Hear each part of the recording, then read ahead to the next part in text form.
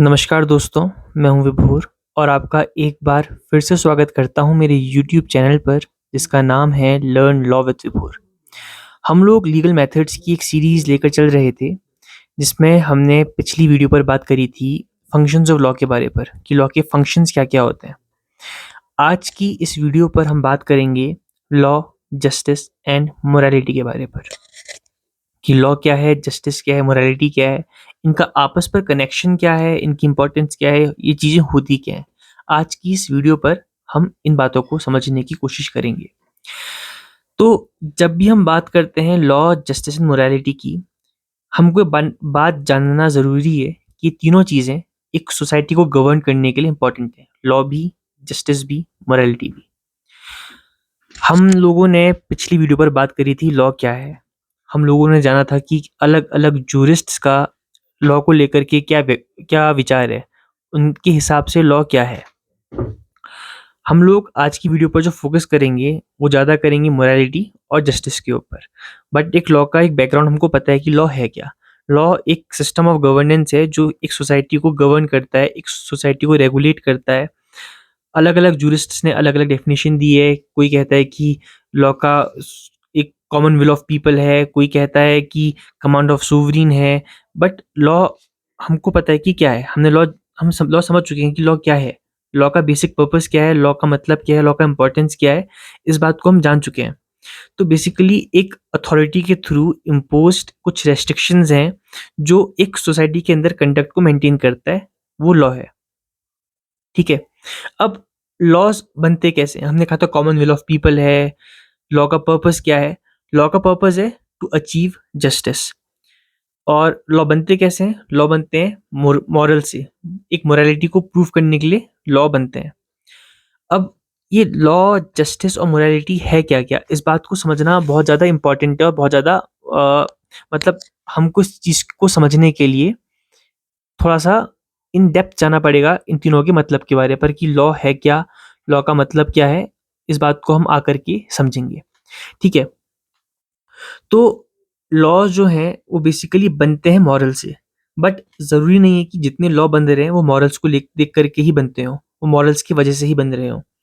तो हो सकता है कि जो कुछ लॉज़ हों वो आपके जो मॉरल्स हैं उनसे डेविएट कर जाएँ। वैसे ही जो लॉ का पर्पस है वो है आपको जस्टिस दिलवाना। ठीक है? लॉ का जो पर्पस है वो एक ऐसा फ्रेमवर्क क्रिएट करता है जिससे आपको जस्टिस मिल सके। बट अगर लॉ है तो क्या इस बात की गारंटी है कि जस्टिस मिले? जैसे अगर हम एग्ज़ाम्पल देख कर के बात करें, निर्भया का जब 2012 पर रेप केस निकल कर के आया था, उस केस पर एक कन्विक्ट जो था अ, वो क्या कहते हैं उसको? मैं वर्ड भूल गया हूँ। जो कन्विक्ट था वो अंडर एज था, जुवेनाइल था। तो उसको छोड़ दिया गया, बाकी लोगों को फांसी की पनिशमेंट दे दी गई। तो क्या ये जस्टिस सर्व हुआ या नहीं हुआ? कोई थेफ्ट करता है, पनिशमेंट कैसी देनी है, क्या देनी है? क्या थेफ्ट के बदले आप फांसी दे सकते हो? क्या हर केस पर आप कैपिटल पनिशमेंट दे सकते हो?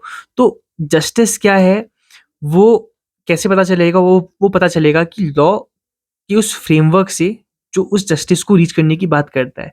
लॉ का जो एंड गोल है, वो जस्टिस है। तो ज़रूरी नहीं है कि हर केस पर जब लॉ चलकर निकल कर के आए, तो जस्टिस सर्व हो।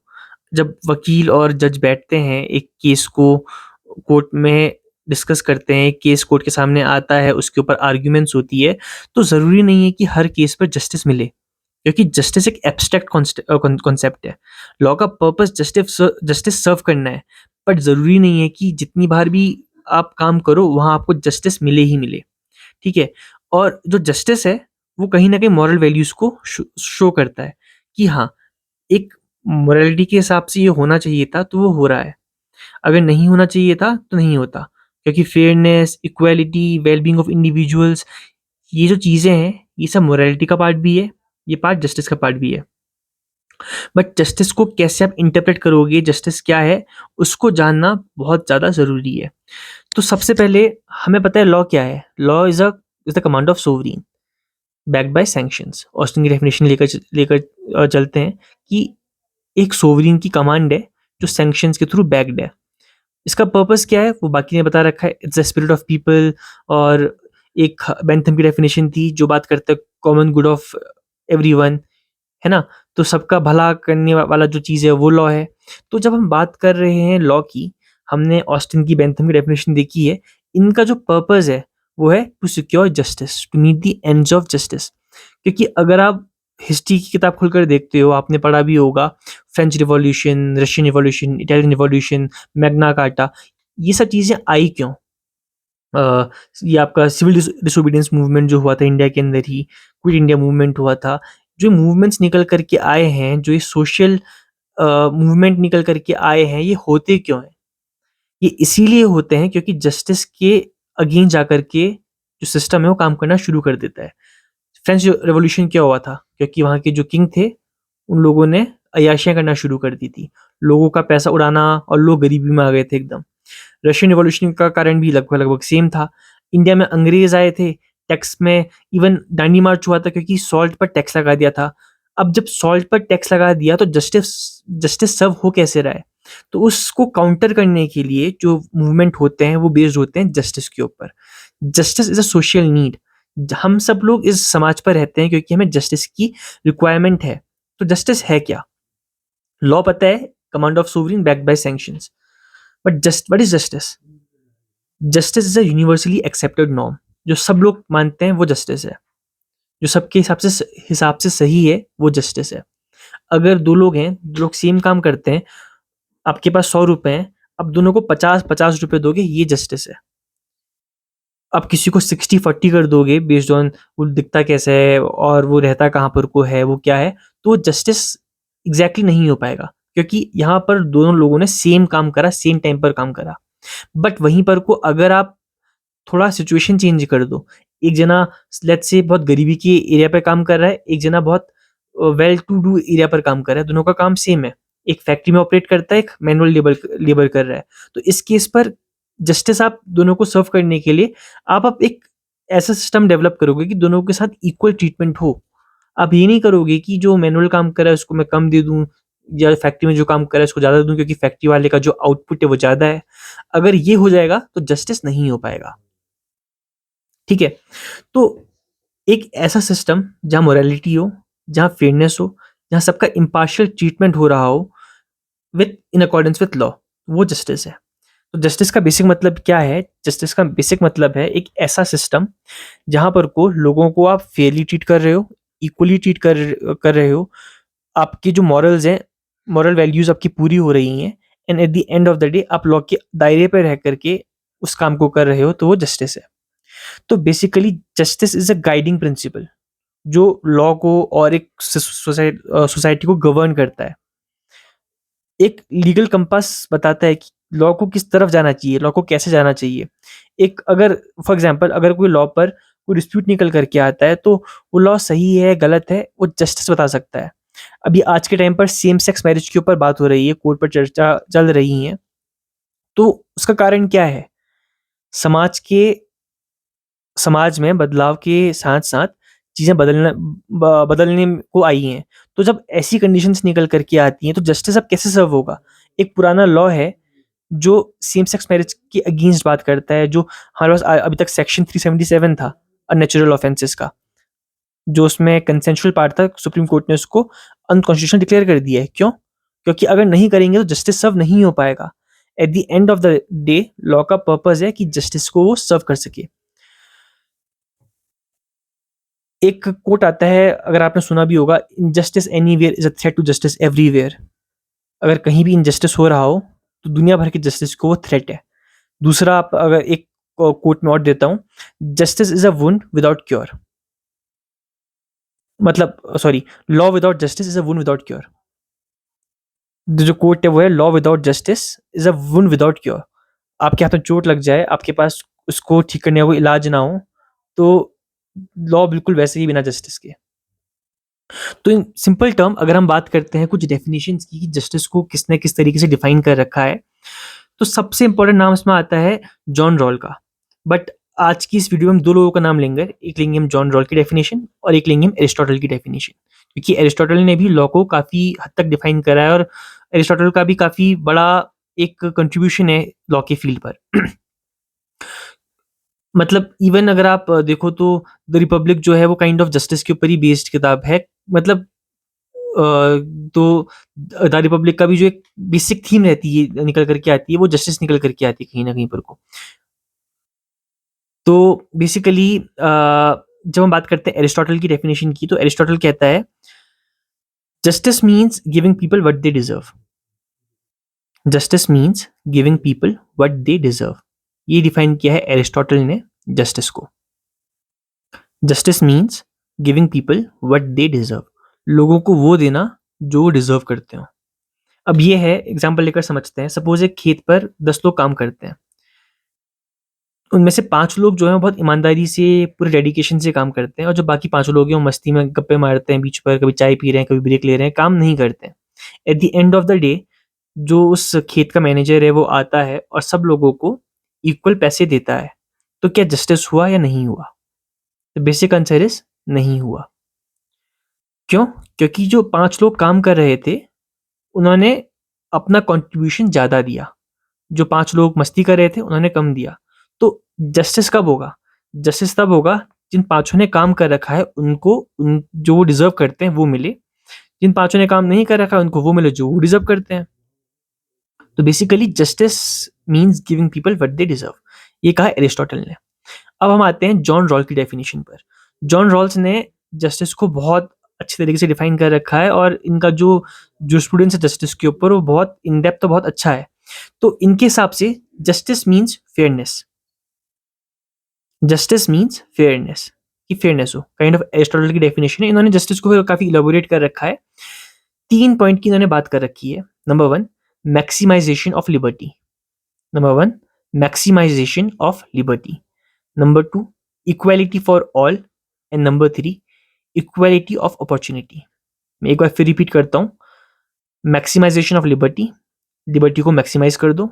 जो लोगों के राइट्स हैं, लोगों के थॉट्स हैं, उनको आप आगे आने दो। लोगों को आप खुली आज़ादी दे दो। इक्वालिटी फॉर ऑल, सब लोगों को इक्वल ट्रीट करो। सब लोगों को इक्वल अपॉर्चुनिटीज दो। सब लोगों को इक्वल मतलब इक्वल ट्रीटमेंट दो। कोई कुछ करना चाह रहा है, कोई कुछ है, कोई कुछ है, आप किसी के साथ डिस्क्रिमिनेट ना करो। और थर्डली इक्वालिटी ऑफ अपॉर्चुनिटी, सब लोगों को आप इक्वल अपॉर्चुनिटी दो। किसी को डॉक्टर बनने का इंटरेस्ट है, किसी को लॉयर बनना है, तो उनको आप इक्वल ट्रीट करोगे, उनको इक्वल अपॉर्चुनिटी दोगे। अब अगर हम बात करते हैं एक इंपॉर्टेंट क्वेश्चन निकल करके आ सकता है रिजर्वेशन का। रिजर्वेशन का कंसेप्ट आया क्यों? क्योंकि अगर हम बात करें रिजर्वेशन की, तो देखा जाएगा कि कोई कह सकता है कि वो एक अनजस्ट वे है, क्योंकि आप किसी एक पर्टिकुलर ग्रुप को अपलिफ्ट करने के लिए एक्स्ट्रा राइट्स दे रहे हो। एग्जाम्स होते हैं, सब लोग सेम स्कूल से पढ़े हैं, सेम जगह टीचर से पढ़े हैं, उनके काइंड ऑफ आज के टाइम पे लोगों के फाइनेंशियल बैकग्राउंड भी अच्छे होने पर लगे हैं। तो क्या रिजर्वेशन सही है या गलत है? द क्वेश्चन विल कम जब बात करते हैं इक्वलिटी ऑफ अपॉर्चुनिटी की, कि किसको कितनी अपॉर्चुनिटी मिल पा रही है, नहीं मिल पा रही है। आज के टाइम पे भी अगर आप देखोगे तो जो पॉवर्टी है वो सबसे ज़्यादा कहाँ पर को है और क्यों है? कुछ लोगों ने उसका बेनिफिट लेकर के आगे निकल गए, बट बाकी लोगों को नहीं मिल पा रहा है। तो सिस्टम को चेंज करना इज़ इम्पोर्टेंट, ना कि ये कहना कि रिजर्वेशन गलत है। क्योंकि जब तक आप कोई सिस्टम देकर के अपलिफ्टमेंट नहीं करोगे एक वर्ग विशेष का, तब तक जस्टिस सर्व नहीं हो सकता। अगर आप बोलो कि एक लेबर को और एक लेबर के बच्चे को और एक बिजनेसमैन के बच्चे को सेम ट्रीटमेंट दो, तो पॉसिबल नहीं है। क्योंकि उनका जो अपब्रिंगिंग है वही काइंड ऑफ अनइक्वल है। उनकी जो अपॉर्चुनिटी है वही अनइक्वल अपॉर्चुनिटीज मिल रखी हैं। एक के पास सब कुछ है, एक के पास कुछ भी नहीं है। एक बहुत ऐशो आराम पे जिंदगी जी रहा है, एक मेहनत करके जिंदगी जी रहा है। तो दोनों की उसमें ही डिफरेंस निकल करके आ रहा है। एक अच्छी एजुकेशन ले पा रहा है, एक को एजुकेशन शायद मिल ही नहीं पा रही है। तो जो डिफरेंस निकल करके आ रही है, खत्म कब होगा? जब आप उस वर्ग विशेष को उठाने के लिए कोई स्टेप लेकर के उनको एक इक्वल अपॉर्चुनिटी दोगे। तो reservation was a way to do that. ठीक है, हम लोगों ने अभी तक बेसिक बात करी कि जस्टिस क्या है। तो अब जस्टिस के काइंड्स क्या होते हैं, जस्टिस के टाइप्स को जानना भी बहुत ज़्यादा ज़रूरी है हम लोगों को। तो जस्टिस के टाइप्स क्या क्या है? जस्टिस के बहुत सारे काइंड्स हो सकते हैं। They can be various kinds of justice, but इस वीडियो पर हम सिर्फ 10 टाइप की जस्टिस की बात करेंगे। पहला है सिविल जस्टिस। सिविल जस्टिस का मतलब क्या है कि जो आपके राइट्स हैं वो इन्फोर्स हो। आपको लॉ ने, सोवरीन ने कोई राइट्स दे रखे हैं, तो वो जो राइट्स हैं उनका इन्फोर्समेंट हो। आपने कोई प्रॉपर्टी ली है तो प्रॉपर्टी आपके पास रहे, प्रॉपर्टी आपसे छीन कर किसी और को ना दी जाए। I am sorry about that. तो अ, जब बात करते हैं हम राइट इन्फोर्समेंट की, तो सोसाइटी के अंदर जब राइट इन्फोर्स हो रहे हैं आपके, कब होंगे? वो तब होंगे जब आप राइट को इन्फोर्स करने के लिए लॉ का यूज़ करोगे। मैंने ज़मीन खरीदी, किसी ने आकर के कब्जा कर लिया, तो अब क्या होगा? मेरा जो राइट था, right to property, right to land, उसका क्या हुआ? उसको इन्फोर्स करवाने के लिए मैं कोर्ट जाऊँगा, कोर्ट मेरे को जस्टिस देगी, उस आदमी को मेरी प्रॉपर्टी से बाहर निकालेगी, और जिस उसने मेरी प्रॉपर्टी पर जो एक्सप्लॉइटेशन करा है मेरी मेरी प्रॉपर्टी का, उसका मुझे कंपनसेशन देगी। तो ये यहाँ जस्टिस सर्व हो गया। ये है आपका सिविल जस्टिस। सेकंड आता है क्रिमिनल जस्टिस। इसका मतलब क्या है? इसका एम क्या है? इसका एम है punish evil doer to maintain peace and harmony. कि जो इविल काम कर रहा है उन लोगों को आप पनिश करो, कि आप एक हार्मनी को क्रिएट कर सकते हो और सोसाइटी के अंदर एक सिक्योरिटी क्रिएट कर सकते हो। बट जब हम बात करते हैं क्रिमिनल जस्टिस की, आप देखते हो कि ये लोगों को पनिशमेंट मिलती है 3 साल की, 5 साल की, 10 साल की, कभी कभार लाइफ लाइफ लाइफ पनिशमेंट मिल जाती है, डेथ मिल जाती है। बट जब आपको कभी कभार लाइफ इम्प्रिजनमेंट भी मिलती है, तो 14 ईयर्स के बाद कभी कभार अक्यूज्ड को छोड़ देते हैं, जैसे भी बिल्किस बानो के केस में छोड़ा था। वैसे ही 5 साल पर, 10 साल पर छोड़ करके वापस सोसाइटी का पार्ट बना देते हैं। क्यों? क्योंकि जो क्रिमिनल जस्टिस है, उसका सिर्फ पर्पस ये नहीं है कि जो इविल कर रहा है उसको पनिश करो।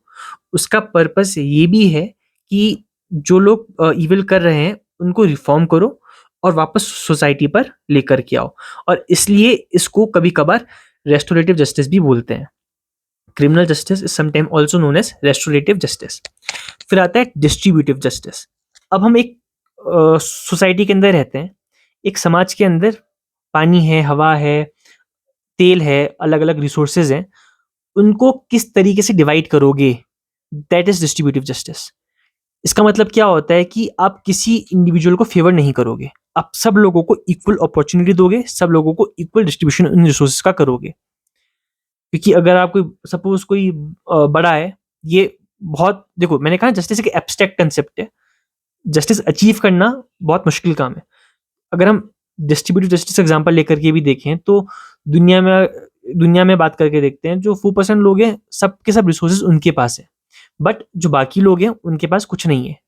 96% जो लोग हैं वो अपने बेसिक नीड्स को ही पूरी करने पर लगे हैं, और जो 4% लोग हैं वो लाइफ को इजीली इंजॉय करने पर लगे हैं। क्यों? क्योंकि जो डिस्ट्रीब्यूटिव जस्टिस है वो प्रॉपरली हो नहीं पा रहा है, प्रॉपर डिस्ट्रीब्यूशन ऑफ रिसोर्सेज हो नहीं पा रहे हैं। ठीक है? तो इसका बेसिक मतलब क्या है कि आप किसी भी क्लास को या किसी इंडिविजुअल को फेवर नहीं करोगे, आप जो सोशियो इकोनॉमिक इम्बैलेंसेस हैं उनको ख़त्म कर दोगे, और जो आपके रिसोर्सेज हैं, आपका तेल है, पानी है, इलेक्ट्रिसिटी है, सबको आप इक्वली लोगों को डिवाइड करोगे, इक्वल अपॉर्चुनिटी लोगों को दोगे। ये है आपका डिस्ट्रीब्यूटिव जस्टिस। फिर आता है आपका करेक्टिव जस्टिस। करेक्टिव जस्टिस का मतलब क्या है कि अगर आपके साथ कोई ट्रेजेडी होती है, कोई इलीगल एक्ट होता है, तो आप कोर्ट पर सूट फाइल करके, कोर्ट पे केस फाइल करके आप अपने जस्टिस की रेमेडी ले सकते हो, उसको आप करेक्ट करवा सकते हो। हमने अगर एग्जांपल लेकर चलें, टॉर्ट का एग्जांपल लेकर चलते हैं। मैंने जूस ऑर्डर करा, पिया, उसके अंदर से गंदगी निकल कर के आ गया, जिसको देख कर के मुझे उल्टियाँ हो गई और मैं बीमार पड़ गया। मैं हॉस्पिटल गया, मेरा खर्चा बहुत बहुत निकल कर के आ गया। मुझे कुछ दिक्कतें निकल कर के आई। तो अब यहाँ करेक्टिव जस्टिस कब होगा? मैं कोर्ट में जाकर केस फाइल करूँगा जूस मैन्युफैक्चरर के अगेंस्ट, कि इसने जूस के अंदर कुछ मिलाया था जिससे मैं बीमार हो गया। कोर्ट देखेगी हाँ आप बीमार हुए, आपने बिल दिखाए, तो कोर्ट कहेगी कि इसके अंदर ये आना चाहिए नहीं था, ये तो आपने फसाई एक्ट का भी वायलेशन कर दिया, एफएसएस एक्ट का। तो अब क्या होगा? अब कोर्ट कहेगी कि नहीं, इनको अब आप कंपनसेशन दो। तो मेरे हॉस्पिटल का जो बिल होगा वो, और जो मैंने डैमेजेस देखे हैं, जो मुझे बाकी डैमेजेस हो रखे हैं, वो मुझे एज ए कंपनसेशन मिल जाएंगे। तो यहाँ पर वो करेक्शन हुआ। That is why it is known as corrective justice. फिर आता है प्रोसीजरल जस्टिस। इसका मतलब क्या है? प्रोसीजरल जस्टिस का मतलब ये होता है कि जो प्रोसीजर है वो फेयर हो, सबके लिए सेम हो, और किसी को आप अलग ट्रीट नहीं करोगे। एक ट्रांसपेरेंसी के थ्रू आप काम करोगे। एक ट्रांसपेरेंट सिस्टम होना इंपॉर्टेंट है। आपको देखो, अ, आपको इम्पार्शियल ट्रीटमेंट मिलना चाहिए, ड्यू प्रोसेस मिलनी चाहिए, और जो आपका जुडिशरी है उसके ऊपर आपका एक फेथ होना चाहिए। अब ये कब होगा? ये तब होगा जब आप सबको सेम ट्रीट करोगे। सपोज मैं एक बिजनेसमैन हूँ और एक कोई इंसान गरीब है, हम दोनों सेम क्राइम करते हैं। अब गरीब को जेल डाल डाल दे रहे हो, मुझे बाहर निकाल कर बैठा रखा है क्योंकि मैं अमीर हूँ। तो क्या यहाँ पर को जस्टिस सब हो पाएगा? नहीं, क्योंकि जो प्रोसीजर है वो सबके लिए सेम होना चाहिए। जब तक सबके लिए प्रोसीजर सेम नहीं होगा, justice can not be serve. तो दैट इज प्रोसीजरल जस्टिस। फिर निकल करके आता है रेट्रीब्यूटिव जस्टिस पर। अब रेट्रीब्यूटिव जस्टिस क्या है? रेट्रीब्यूटिव जस्टिस जो है वो फोकस करता है कि रॉन्ग डूअर जो है उसको पनिशमेंट मिलनी चाहिए। कैसे मिलनी चाहिए? और बाकी वो क्राइम कभी हो ही ना। आपने कोई क्राइम करा है तो आपको उसका पनिशमेंट मिलनी चाहिए। हमने देखो रिस्टोर करने की बात भी करी। अगर आप रिस्टोर हो सकते हो, आपने कोई क्राइम कर दिया, आप उसकी आपने गलती से देखो, कभी कभार क्राइम को इंसान गलती से भी कर देता है। जैसे प्राइवेट डिफेंस की बात निकल करके आती है, घर में कोई घुस के आ गया, आपको मारने के लिए आ रहा है, आपने मार दिया। आपको लगा कि मुझे मार देगा, आपने डर के मारे उसे गोली मार दी। सपोज पंच मारा था, आपने गोली मार दी। तो यहाँ प्राइवेट डिफेंस की प्ली नहीं ले सकते हो आप, क्योंकि आपका जो फोर्स है वो ज़्यादा बढ़ गया। तो अब इस केस पर क्या होगा? इस केस पर आपकी तो कोई इंटेंशन नहीं थी एज सच, बट आपने क्राइम तो कर दिया है, आपको पनिशमेंट मिलेगी। बट आप एक क्रिमिनल नहीं हो, तो आपको यहाँ पर कोई रिफॉर्म करा जाएगा, तो आप लोग इस केस पर रिफॉर्म होकर के बाहर निकल करके आ जाओगे। बट अगर आप हो ये क्रिमिनल, अगर कोई इंसान क्रिमिनल है, तो उस केस पर अब क्या होगा? क्या उसको आप बाहर निकाल करके फिर रिस्टोर करा दोगे? क्या वो जेल जाने के बाद बिल्कुल ठीक हो होकर के वापस निकल करके आ जाएगा? सेकंड टाइम ऑफेंस कर दिया, थर्ड टाइम ऑफेंस कर दिया, अब बार बार बाहर निकाल करके लेकर आने पे लगे हो, तो पर्पस सर्व नहीं हो सकता। तो इस केस पे आता है रेट्रीब्यूटिव जस्टिस। इसका मतलब क्या है? इसका मतलब ये है कि अगर कोई इंसान कोई क्राइम करता है तो उसको पनिशमेंट मिलेगी। कोई मर्डर करता है, डेथ पेनल्टी मिलेगी।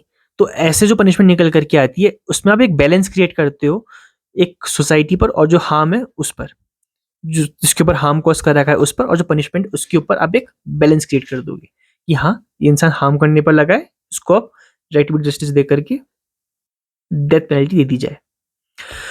अब ये तो है बेसिक जस्टिस की डेफिनेशन। अब निकल करके आती है सोशल जस्टिस, जो हमने बात करी थी, French revolution, civil disobedience movement, quit India movement. जो मूवमेंट्स होते हैं ये क्या होते हैं? आप देखते हो जो लोग नारा करते हैं, we want justice, we want justice. इसका मतलब क्या है? जितने भी सोशल आपके इम्पैक्ट पड़ते हैं आपकी सोसाइटी में, सोसाइटी के अंदर जो रेवोल्यूशंस होते हैं, जो मूवमेंट्स होते हैं, वो कहीं ना कहीं पर को आ करके वो एक सोशल जस्टिस का पार्ट है। क्योंकि सोसाइटी के अंदर आप जब रहते हो तो आप एक इक्वालिटी डिमांड करते हो। आपकी रिसोर्सेज हैं, आप किसी को ज़्यादा दे रहे हो, किसी को नहीं दे रहे हो। एम्प्लॉयमेंट है, आप कुछ को दे रहे हो, कुछ को नहीं दे रहे हो, आप पैसे लेकर के एम्प्लॉयमेंट दे रहे हो। तो इस केस पर क्या होगा? लोग जस्टिस डिमांड करेंगे कि आपने वो करा कैसे? क्योंकि सोसाइटी के अंदर जो सोसाइटी के पार्ट हैं, जो सोसाइटी की जो रिसोर्सेज हैं, वो सबके बीच इक्वल आने चाहिए। That is social justice. फिर आता है पॉलिटिकल जस्टिस। इसका मतलब क्या होता है? मैं हूँ इंडिविजुअल, आप हो इंडिविजुअल, पीएम मोदी हैं, राहुल गांधी है, बाकी लोग हैं, बहुत सारे लोग हैं, पॉलिटिशियंस हैं, आम आदमी है। पॉलिटिकल जस्टिस कब होगा? पॉलिटिकल जस्टिस तब होगा जब आप हर किसी इंसान को राइट टू वोट दोगे और पावर दोगे कि वो अपने नेशन के अंदर, अपने कंट्री के अंदर इलेक्शंस लड़ सके, उसके एडमिनिस्ट्रेशन में पार्ट ले सकें। अगर आप वो पार्ट देने की पावर उनसे छीन लोगे, तो that will not be political justice. अगर आप बोल दो कि एक पर्टिकुलर ग्रुप इलेक्शन नहीं कंटेस्ट कर सकता, that will be political injustice. जब आप सबको इक्वल राइट दोगे, आप एक प्रॉपर तरीके से लेकर के आकर के सबको इक्वल अपॉर्चुनिटी दोगे to run the administration of a country, then it will be political justice. ठीक है। फिर आता है इकोनॉमिक जस्टिस। अब देखो, सोसाइटी के अंदर सोशल नीड्स इंपॉर्टेंट है, पॉलिटिकल नीड्स इंपॉर्टेंट है, फिर आता है इकोनॉमिक नीड्स। अब आप इकोनॉमिक नीड्स कैसे सेटिस्फाई करोगे? अगर आपको आइडिया होगा, हमारे पास एक प्रोग्रेसिव टैक्स सिस्टम है। हम जिसकी इनकम 5 लाख के ऊपर है वो कुछ देती है, जिसकी इनकम 10 लाख के ऊपर है वो कुछ टैक्स पे करते हैं, जिसकी 30 लाख के ऊपर है वो ज़्यादा टैक्स पे करते हैं। तो हम लोगों ने जो टैक्स का एक क्राइटेरिया बना रखा है, वो इस तरीके का बना रखा है कि इकोनॉमिक जस्टिस सब हो पाए। अब कोई इंसान साल पर लेट्स से 100 करोड़ रुपए कमा रहा है और एक 5 लाख रुपए कमा रहा है, आप दोनों से सेम टैक्स ले लोगे, तो क्या इकोनॉमिक जस्टिस सब हुआ या नहीं हुआ? नहीं हुआ, ऑफ कोर्स। क्योंकि जो कम पैसे कमा रहा है वो उतना टैक्स दे ही नहीं पाएगा। ठीक है। तो इकोनॉमिक जस्टिस का मतलब है कि जो हमारी इकोनॉमी है उसको आप, जो लोगों की बेसिक नीड है उनको सेटिस्फाई करो, आप लोगों को फेयर वेज दो और उनको इनफ मौके दो कि वो अपनी लाइवलीहुड को मेंटेन कर पाएँ। फिर निकल कर के आता है सबसे इम्पोर्टेंट लीगल जस्टिस। इसका मतलब क्या है कि रूल ऑफ इंडिविजुअल ना हो बट रूल ऑफ लॉ हो। जो लॉ है वो सबके लिए सेम हो, सुप्रीमेसी ऑफ लॉ हो, ठीक है? तो लीगल जस्टिस तब सब होगा जब लॉ सबके लिए सेम होगा। उसके ऊपर कोई नहीं होगा, उसके नीचे कोई, सब आगे सब लोग उसके नीचे निकल कर के आएँगे। अगर कोई लॉ के ऊपर चला गया तो लीगल जस्टिस कभी नहीं हो सकता। So that is legal justice. अब हम बात करते हैं मोरालिटी की। कि मोरालिटी क्या है? तो morality is basically system of principles, values and beliefs कि सही क्या है, गलत क्या है। देखो, मैं हूँ, आप हो, जितने लोग हैं, हमारे हिसाब से कुछ चीज़ें सही हैं, कुछ चीज़ें गलत हैं। तो वो हम लोगों की मोरालिटी है। बेसिक टर्म अगर समझने की कोशिश करा जाए तो। मैं एक सिस्टम पर रहता हूँ, मैं एक सोसाइटी को कैसे कैसे देख रहा हूँ, मैं उसमें क्या रोल प्ले कर रहा हूँ, मेरा क्या उसमें चीज़ रहने वाली है, हमारे रिलेशनशिप कैसे बन के निकल कर के आ रहे हैं, वो मोरालिटी है। Sorry about that. हुँ, तो सही क्या है, गलत क्या है, एथिकल क्या है, अनएथिकल क्या है, हमारे जो ये बिलीव्स हैं, वही मोरालिटी है, ठीक है? मोरालिटी सिंपल टर्म्स पर ये है। अब मोरालिटी जो है इसको आप 3 पार्ट में डिवाइड कर सकते हो। इंडिविजुअल मोरालिटी, सोशल मोरालिटी और कॉन्स्टिट्यूशनल मोरालिटी। इंडिविजुअल मोरालिटी क्या है? मैं एक इंडिविजुअल हूँ, मैं कुछ काम करूँगा, कुछ काम नहीं करूँगा। अगर आप द रिपब्लिक पढ़ो, उसमें वो बात करते हैं अंगूठी की, या पहनो आप इनविजिबल हो जाओ। तो आप क्या करोगे? वो शो करेगा कि आपके मॉरल्स कैसे हैं। क्योंकि जो हमारे मॉरल्स होंगे, वो कब क्या होंगे? जब मैं सिस्टम से बाहर निकल कर के जो मैं सोचता हूँ, जो मैं देखता हूँ, जो मैं मेरे दिमाग में जो थॉट्स आते हैं, वो डिफाइन करते हैं कि मैं कौन हूँ। जो आपके दिमाग में थॉट आते हैं, वो डिफाइन करते हैं कि आप कौन हो। आपकी थिंकिंग प्रोसेस क्या है, आप कैसे काम कर रहे हो, वो कब समझ में आएगा? जब आप अपने खुद के थॉट्स को देखोगे। तो इंडिविजुअल मोरालिटी बेसिकली वो है कि मेरे हिसाब से सही क्या है, गलत क्या है। देखो, हो सकता है, अब फॉर एग्ज़ाम्पल आज के टाइम पर क्या नाम है उस जगह का? जंतर मंतर पर जो रेसलर्स हैं वो प्रोटेस्ट कर रहे हैं। वो कह रहे हैं कि हमारे साथ रेप हुआ है और हैरेसमेंट हुआ है बेसिकली, और एफआईआर करो और हमको इंसाफ दिलाओ। कुछ लोग कह रहे हैं कि हाँ, गलत हुआ है, कुछ लोग उनके पक्ष पर हैं, कुछ उनके विरोध पर हैं। तो कुछ लोगों के हिसाब से कुछ चीज़ सही है, कुछ चीज़ें गलत हैं। वैसे फार्म लॉज़ निकल कर के आए थे, सीएए निकल कर के आया था। कुछ लोगों ने उसका सपोर्ट करा, कुछ लोगों ने उसका सपोर्ट नहीं करा। ठीक है? तो जो ये फार्म लॉज़ हैं, जो सीएए है, इंडिविजुअल टू इंडिविजुअल यहाँ पर कोई डिफरेंस निकल कर के आए। तो जो इंडिविजुअल डिफरेंसेस हैं, ये बताता है कि हम लोगों की इंडिविजुअल मोरालिटी क्या है। ठीक है? अब हम आगे बढ़ते हैं सोशल मोरालिटी के ऊपर। अब ये सोशल मोरालिटी क्या है? सोशल मोरालिटी का मतलब है कोई भी ऐसे स्टैंडर्ड्स वैल्यू जो एक सोसाइटी को गवर्न करते हैं। जो एक सोसाइटी के वैल्यूज़ हैं, वो एक सोशल वैल्यूज़ निकल कर के आ सकते हैं। एक कम्युनिटी के अंदर कैसे वो कम्युनिटी ट्रीट कर रही है, कैसे वो कम्युनिटी रहती है। अब मैं एग्ज़ाम्पल देकर बताता हूँ। मैं उत्तराखंड पे हूँ। उत्तराखंड का कल्चर अलग है, दिल्ली के लोगों का कल्चर अलग है। आप साउथ चले जाओ, वहाँ आपको कल्चर अलग मिलेगा। तो उन लोगों के कुछ अपने-अपने नॉर्म्स हैं, अपने ट्रेडिशंस हैं। तो अपने नॉर्म्स, अपने ट्रेडिशंस पर जिस तरीके से वो लोग काम कर रहे हैं, वो उनकी मोरालिटी डिफाइन करता है। Religious, social factors, cultural factors, कहाँ आप रहते हो, ज्योग्राफिकल फैक्टर्स, ये सब चीज़ डिफाइन करती हैं कि सोसाइटी की मोरालिटी क्या होगी। फिर निकल कर के आता है कॉन्स्टिट्यूशनल मोरालिटी। अब ये कॉन्स्टिट्यूशनल मोरालिटी क्या है? इसका मतलब क्या होता है कि जो आपके संविधान पर प्रिंसिपल्स दिए हैं, जो वैल्यूज़ दे रखी है, जो आपके कॉन्स्टिट्यूशन जिन प्रिंसिपल्स की, वैल्यूज़ की बात करता है, उनको आप अपलिफ्ट करते हो, उनसे आप अडहेयर करते हो, उनकी आप बात मानते हो, उनको आप अपलिफ्ट करके उनको आप बेसिकली फॉलो करते हो। Then that is constitutional morality. तो इसका मतलब क्या है, जो कॉन्स्टिट्यूशन है सुप्रीम लॉ है, और वो बताएगा गवर्नेंस कैसे होगा, प्रोटेक्शन कैसे मिलेगी, राइट्स कैसे होंगे, जस्टिस क्या होगा, इक्वालिटी क्या होगी, वो सारा चीज़ें जो होंगी, वो हमारा कॉन्स्टिट्यूशन हमको बताएगा। तो बेसिकली जब हम बात करते हैं कॉन्स्टिट्यूशनल मोरालिटी की, तो उसका मतलब यही है इन सिंपल टर्म्स कि क्या चीज़ें सही है, क्या चीज़ें गलत हैं। ठीक है?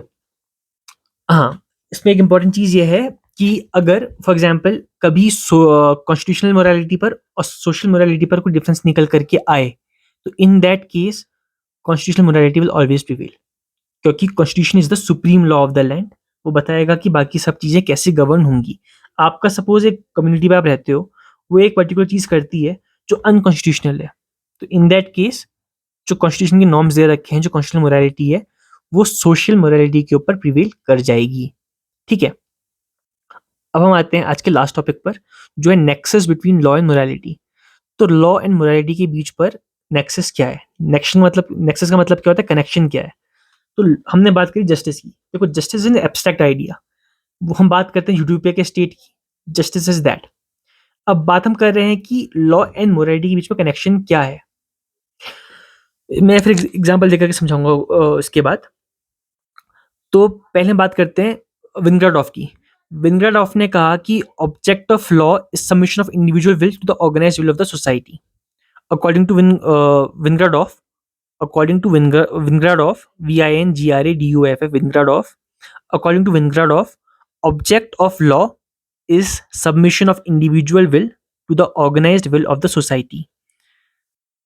Object of law is submission of individual will to the organized will of the society, and the object of morality is to subject an individual to the dictate of his conscience. मैं फिर repeat कर देता हूँ।